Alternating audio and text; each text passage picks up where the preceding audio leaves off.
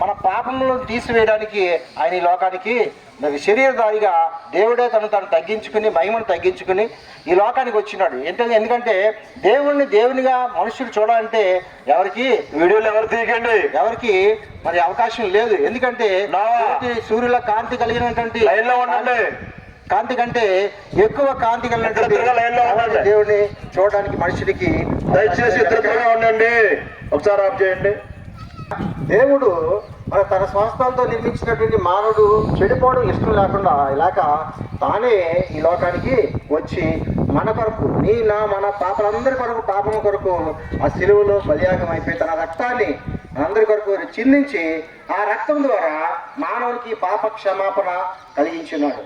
ఆ రక్తం ద్వారా ఎవరైతే కడగబడి శుద్ధులవుతారో వారు రక్షించబడతారు. ఎందరైతే యేసు ప్రభువుని నోటితో ఒప్పుకొని దేవుడు మృతుల్లో ఉండి ఆయన లేబడని హృదయమందు విశ్వసిస్తారో వారందరూ రక్షించబడతారని పరిశుద్ధ దేవుని యొక్క వాక్యము తెలియజేయబడుతుంది. కనుక ఈ యొక్క సాయంకాల సమయంలో దేవుని యొక్క మాటలు వింటున్నట్టు మీ యొక్క హృదయాల్లో ఒక్కసారి ఆలోచించేయండి. ఎందుకు ఈ విధంగా ప్రకటిస్తున్నారు, ఎందుకు వీళ్ళకి భయపడలేదా అని మీరు చాలా మంది అనుకుంటారు. ఎందుకంటే దేవుడు మాకు ఇచ్చినటువంటి ఆజ్ఞ ఏంటంటే మీరు సర్వలోకానికి వెళ్ళి సర్వ సృష్టికి మా సువార్తను ప్రకటించుము, నమ్మిన వారు రక్షించబడదురు, నమ్మని వారికి శిక్ష విధించబడని దేవుని యొక్క వాక్యం చెప్తుంది. కనుక ఆ మాటలు మేము పొందుకునేటువంటి రక్షణ మీరు కూడా పొందుకోవాలనేటువంటి మంచి ఉద్దేశంతో మాత్రమే ఈ మాటలు మీకు తెలియజేస్తున్నాం.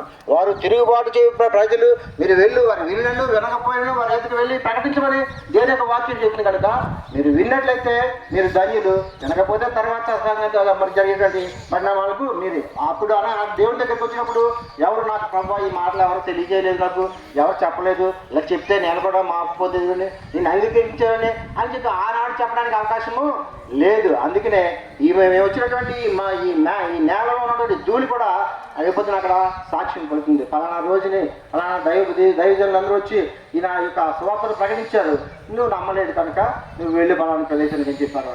కనుక ఈ యొక్క మంచి మాటలు మీరు ఉన్నటువంటి సమయంలోనే కృపా సమయంలోనే మీరు మారు మనసు పొంది పాప క్షమాపణ నిమిత్తం బాప్తిసం పొంది యేసుక్రీస్తును తమ సొంత రక్షగా అంగీకరించినట్లయితే మీరు రక్షించబడతారు. ఆ నిత్య జీవంలోకి రావడానికి అవకాశం ఉంటుంది. ఆ నిత్య రాజ్యంలోకి మీరు కూడా రావాలని కోరుకుంటూ ఈ మాటలు ముగిస్తున్నాను. దేవుడు మిమ్మల్ని, మీ కుటుంబాలని, బిడ్డల్ని, మీ పాడి బట్టలందరినీ కూడా దీవించును గాక.